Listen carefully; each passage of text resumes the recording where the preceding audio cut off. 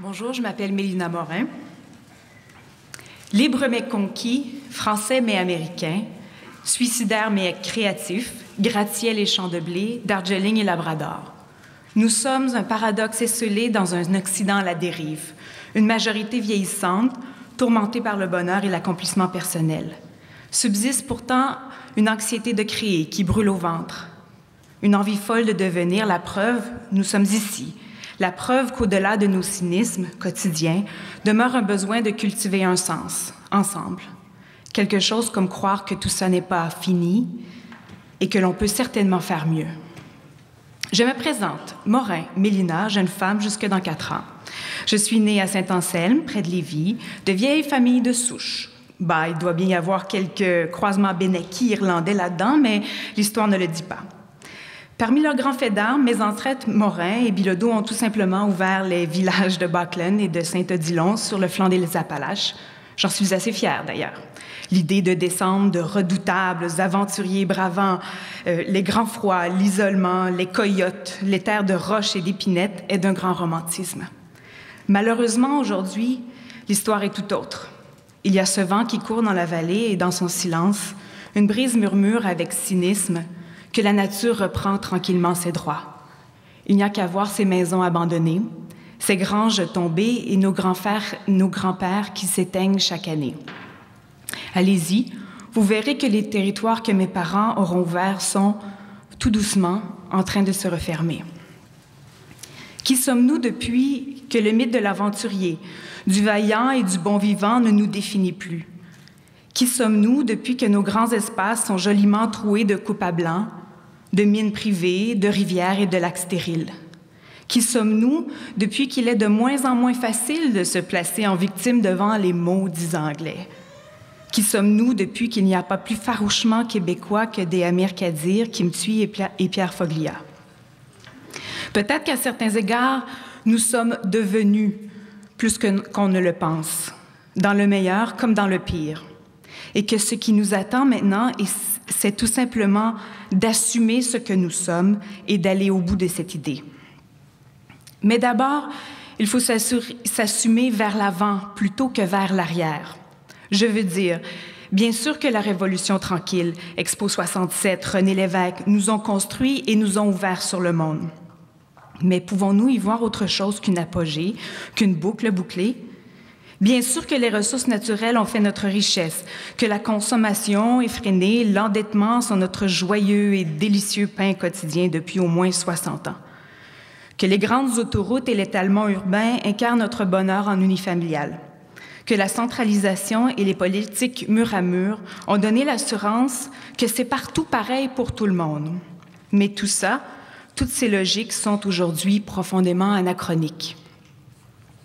Comment peut-on justifier d'ouvrir le Nord quand on a à peine à garder entre baliers ce qu'il y a au Sud? Comment justifier d'exploiter les ressources et d'octroyer des contrats à tout vent, et tout ça dans un grand rire gras, quand on ne sait même pas ce qu'on y fera, ni même comment et de quelle manière on laissera ce territoire une fois vidé? Comment justifier qu'on finance la fuite en avant, qu'on nourrisse sans remords ni lendemain l'archicroissance de la Chine et de l'Inde, quand on sait très bien que cette croissance est déjà insoutenable pour la planète et que ce n'est qu'une question de temps avant que ces géants nous mangent tout rond ou décident tout simplement d'aller dîner ailleurs? Comprenez-moi bien, comme vous, je ne suis pas contre le développement, mais je suis contre le fait de vivre dans une autre époque que la mienne. J'ai l'impression de me faire avoir. L'impression, et c'est peut-être pire encore, de me faire hypothéquer les décisions des 30 prochaines années dans une logique de Far West.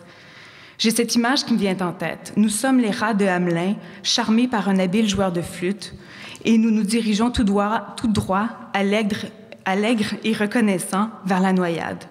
C'est la voie facile, j'imagine. L'appel du sentier battu par le berger fait de bonheur léger. Voilà ce qui est juste et bon. Oui, il est certainement juste et bon de faire ce qui a toujours été fait et de continuer la naturelle exploitation des ressources, même dans une époque qui nous crie de faire le contraire, ou au moins autrement. Vous comprenez, j'espère que l'idée ici n'est pas de renier ce qui a été fait, ni d'affirmer que tout ce qui se fait aujourd'hui n'a pas de sens. L'idée que je soutiens est plutôt celle de faire des choix collectifs qui nous permettront de survivre demain, autant au niveau environnemental, démocratique que socio-économique, et d'entamer le virage vers une société un peu plus, et je risque le cliché, durable. Non pas, pour moi, une réforme anticapitaliste, environnementaliste, de gauche ou de droite, mais bel et bien de passer d'une pensée de court terme à une pensée de long terme, pour faire écho aux travaux de Ronald Wright. Mais la question est de savoir si nous sommes capables de le faire. Depuis les Grecs, qu'on se questionne et qu'on se plaint de la compétence des masses dans un État démocratique. La conclusion bien connue est que l'éducation et l'information y jouent un rôle fondamental. Nous devons donc être très inquiets d'apprendre que le taux de décrochage est si élevé, qu'on veut augmenter les frais de scolarité et que l'indépendance et l'intérêt des médias glissent loin des nôtres. Serons-nous demain une société d'abrutis, perméable à toute propagande et ballottée au gré des promesses et des démagogues? Serons-nous retournés à notre situation d'ouvriers pour des capitaux étrangers? L'éducation et sa valorisation, le rôle et l'indépendance des médias ne doivent pas être pris à la légère pour assurer la souveraineté et la puissance d'un peuple. Pas plus que l'accessibilité de la démocratie, qui doit être beaucoup plus tangible qu'aux 4 ans. La démocratie doit être introduite et présente dans nos vies. Nous devons sentir que nous faisons des choix importants et déterminants dans un projet commun qui se réalise dans le respect et la diversité, comme l'a écrit le regretté Gilles Courtemanche. À force de ne pas avoir à prendre de décisions et de ne pas avoir la responsabilité de notre sort, chacun de nous, comme nos communautés, deviennent incapables de le faire. Nous devons rapprocher les centres de décision des citoyens et favoriser l'esprit critique et civique, la solidarité et la prise en charge. Mais décentraliser les décisions et leur réalisation implique de faire confiance aux personnes et aux communautés, parce que l'État, ce n'est pas tout. S'il incarne la naissance du Québec moderne ainsi qu'une sorte de moralité supérieure du bien commun, l'État nivelle aussi et méprise le citoyen, la diversité et les spécificités locales. Trouvons l'équilibre entre ce qui doit se décider tout en haut et ce qui doit se décider ici, à Montréal, dans Ville-Marie et là-bas, à La Tuque, dans les Abénaquis et à Granby, parce qu'on y vit des réalités profondément différentes. Quand j'étais en 2006 au Venezuela, je me rappelle combien j'avais été frappée de retrouver dans n'importe quel petit magasin, dans n'importe quelle poche intérieure de veste, un exemplaire de la Constitución de la República Bolivariana de Venezuela. Sans nous souhaiter un patriotisme outrancier, j'ai pensé qu'un jour, ce serait bien d'être fiers, nous aussi, de notre Constitution et des valeurs qu'on y retrouverait. C'est vrai que pour ça, il faudrait commencer par en avoir une qui nous respecte et qui fasse écho à ce que nous sommes et devenons. Une Constitution qui nous permette notamment et particulièrement de cohabiter avec les Premières Nations, autrement qu'en tutelle, comme il était bon ton de le faire au 19e siècle.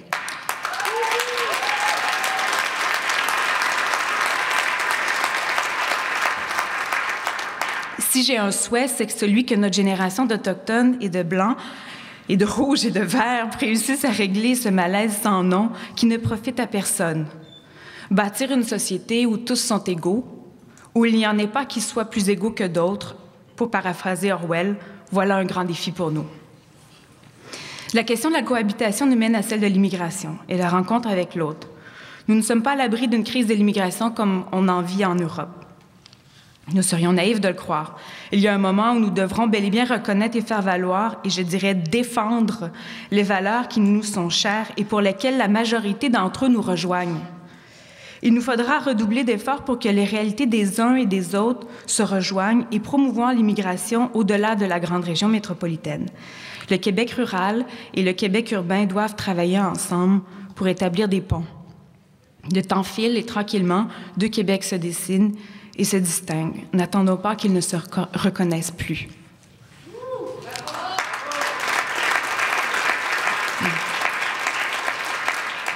Je suis peut-être idéaliste. J'ai fait beaucoup pour me résigner, croyez-moi. J'ai fait mon pèlerinage de coopérante internationale, celui où l'on comprend finalement qu'on ne peut pas grand-chose, encore moins seul. Avec des copines, j'ai aussi travaillé quelques années sur un film documentaire indépendant intitulé « Avec tout juste ce qu'il faut d'arrogance de jeunesse, changer le monde, quelle drôle d'idée ». sur le phénomène des forums sociaux mondiaux pour finalement comprendre que sur les rives de l'Orinoque, dans les prairies du Midwest et dans la savane malienne, on souffre tout autant de la mondialisation et de l'indifférence. Bien sûr, avec un tel projet, on comprend aussi combien c'est difficile de travailler ensemble à un seul but, même à 4. Imaginons toute une société. Après cette aventure, j'ai fait une tournée du Québec pour rencontrer des gens qui faisaient différemment et tenter de diffuser ces innovations sociales. J'ai fait des rencontres inoubliables, mais là aussi, je n'en suis pas sortie tout à fait intacte. D'une part, impressionnée par les initiatives et l'intelligence des milieux, mais aussi découragée par ce qu'il faut d'énergie pour transformer les choses. Alors, pourquoi tout ça? Pourquoi nous, ici? Il nous faut ressentir que nous ne sommes pas seuls. N'arrêtons pas de créer et de rêver.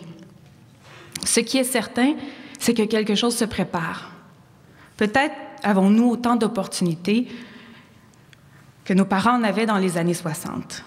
Ne manquons pas le train et soyons plutôt la locomotive. Assumons notre créativité, notre unicité.